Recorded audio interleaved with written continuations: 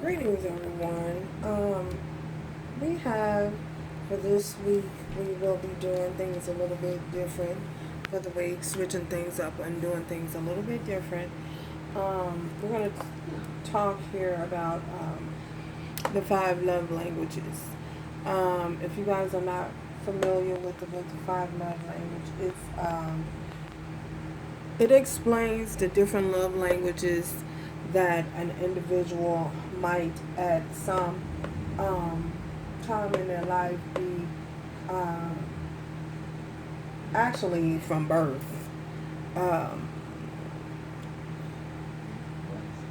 Feelings of emotions and expressions of emotions, and how to express those emotions effectively, how to get the desired result that you are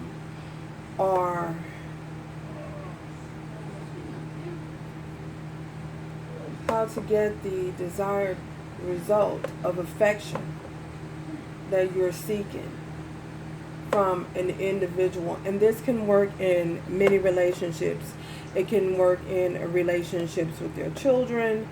It can work in relationships with loved ones, families, friends, and also potential mates. So the first love language is words of affirmation. So with the words of affirmation, um, if you are an individual who requires reassurance from your love interest, or reassurance from everyone around you, your mother at some point, you expected some type of words of affirmation, some type of appraisal, for, oh my God, you did a job well done. Say, for instance, you take out, as a kid, you take out the trash, or you have your kids take out the trash, and you congratulate your kids. Oh my God, you took the trash out. Thank you so much for doing that.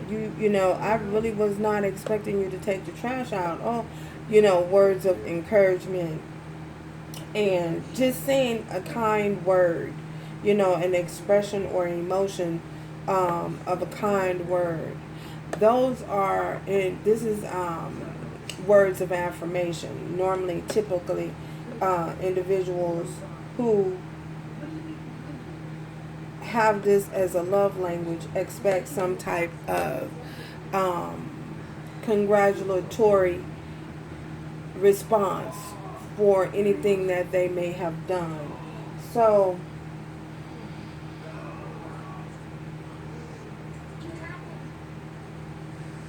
is this your primary love language?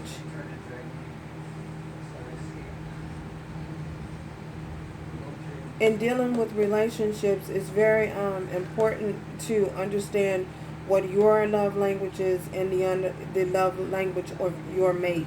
Try to understand what their love language is, because it can definitely help, you guys' relationships moving forward.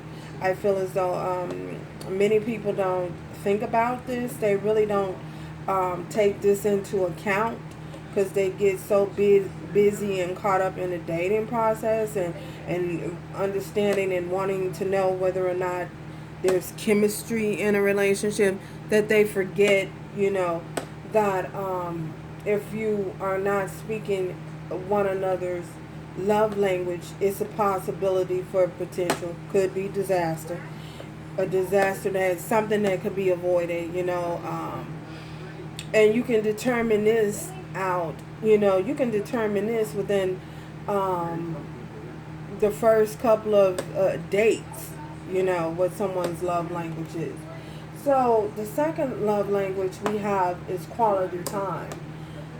With this quality time, if you are an individual that seeks from your relationships, you really reach out and you seek some type of um,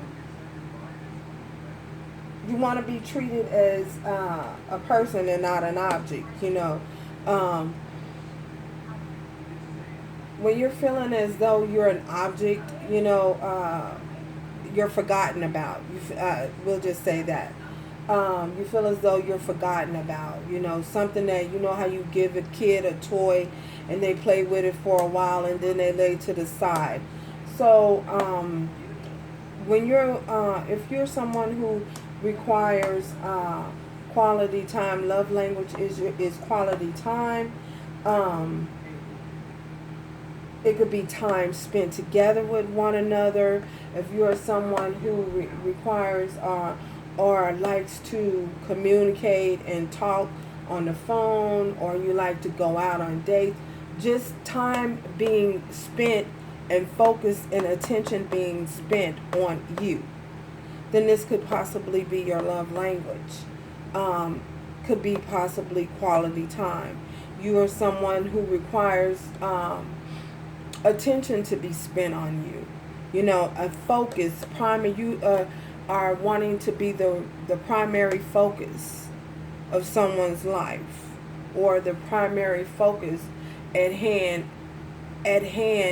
when interacting and engaging in certain relationships. So again, you can use this this works as well with children as well. Trust me, I know. It works with children as well. You can find out what your children's love language are. That way you can communicate with your children and relate to your children a little bit more, effectively. And it could, again, it could avoid a lot of behavioral issues. You know how sometimes when kids rebel and stuff like that. Well, a lot of that can be avoided when you can relate to your children, on their level. And oh my goodness, hey, now, when you can relate to them effectively. So I've come to notice, and I've also come to understand that, it's a possibility that an individual could have more than one love language. And I say that I'll go into greater detail on that further on in this video. Okay, so the next love language is receiving gifts. Are you someone who like to give gifts? Not just at Christmas time, not just at birthday times. You just find that you just give gifts just periodically, just because, oh, I was thinking about you. I was out and I just thought I'd pick up this for you and bring this to you. Give flowers, give gifts. That could possibly be your love language. You could possibly be one who, because you're giving gifts, you could possibly be one who likes to receive gifts. And that's a way of determining, again, if you are one who likes to receive gifts, then this could possibly be your love language, And if you like giving gifts, you enjoy giving gifts and enjoy the expressions that you get from individuals when you give gifts, then receiving gifts could possibly be your love language.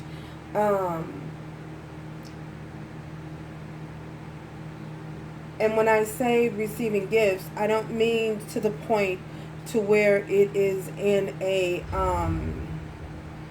it's in a vain manner. You know what I'm saying? And not to the point of vanity, but to the point where it's like, okay, you can give me gifts every now and again, or you can, even if someone,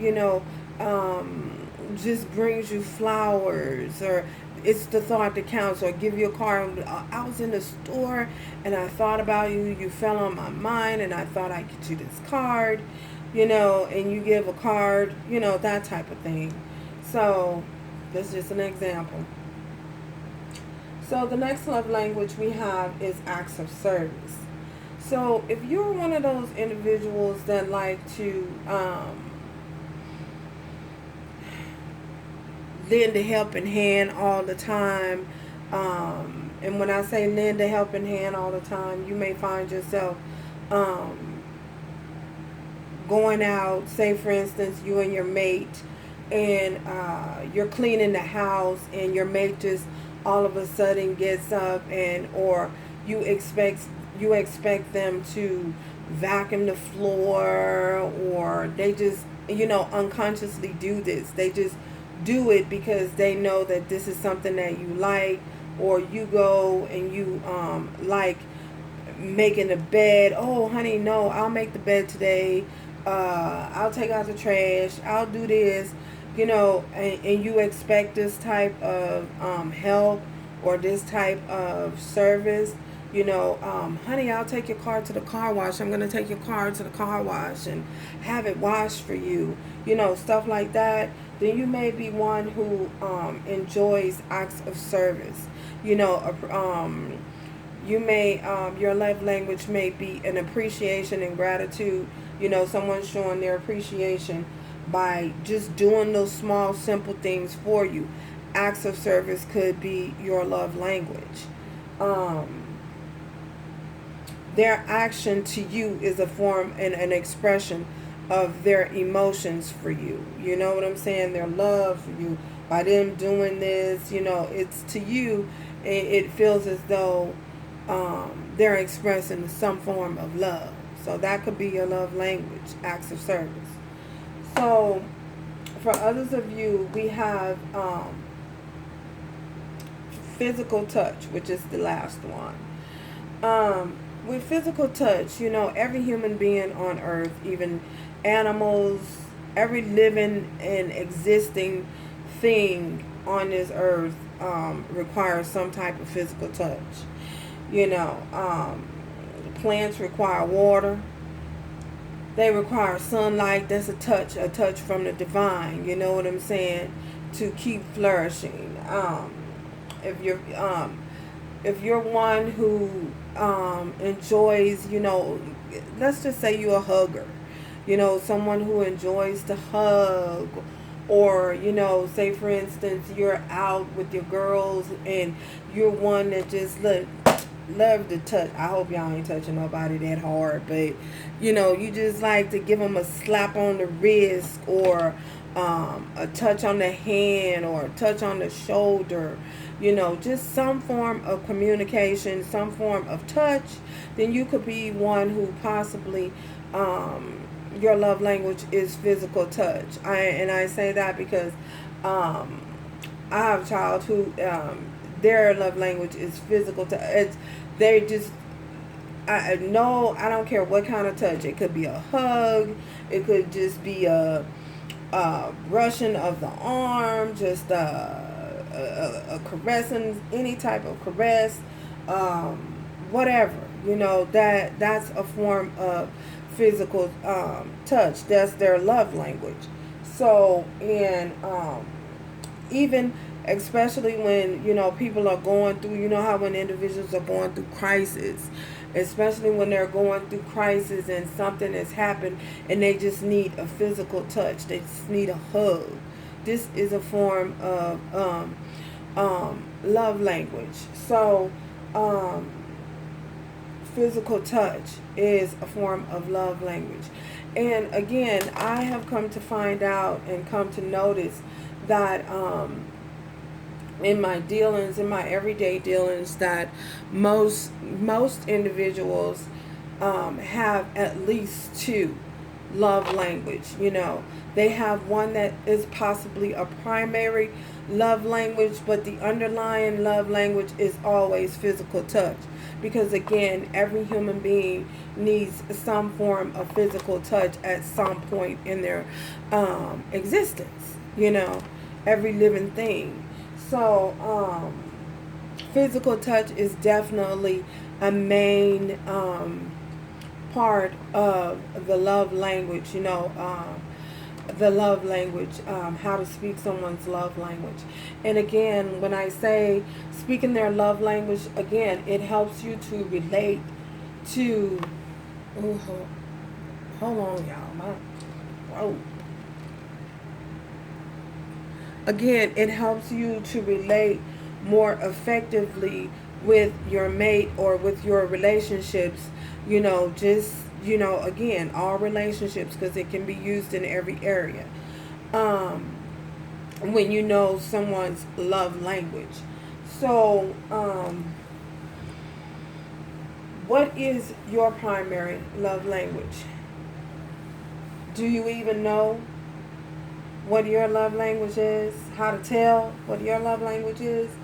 So, again, how you can basically tell what your love language is, for those of you who don't know and didn't, miss the step or whatever, or don't completely understand. Um, what is it that you desire most from, what is it that you like to do? What is it that you really like to do with your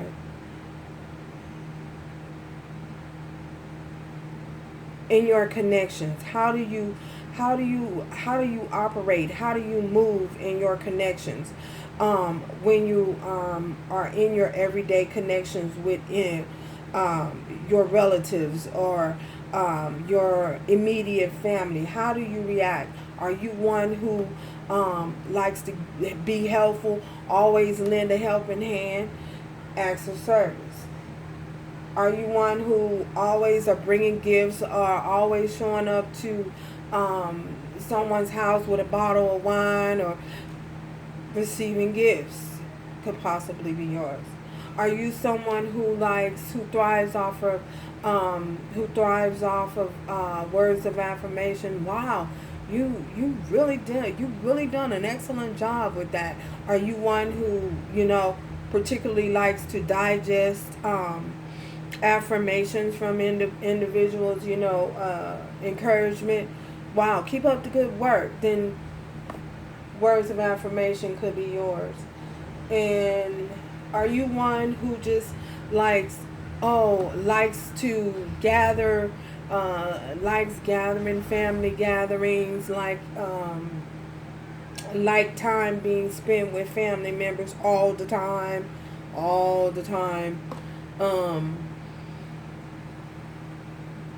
Focusing your attention on your family members only, or focusing your attention, or wanting someone to focus their attention on you all the time, then your love language could be quality time spent. In physical touch, we've all know what the physical touch in details involves, bodily touch. So, how well do you relate to others' needs? Ask yourself, how well do you relate to other individuals' needs? And this could be a good way to determine what your love language is as well. So, thank you guys for stopping by. And again, this was short, brief. It's just something to give you a little words of encouragement on how to determine the different love languages. So until next time, remember to do everything with love, strength, and grace going forward. Ciao, y'all.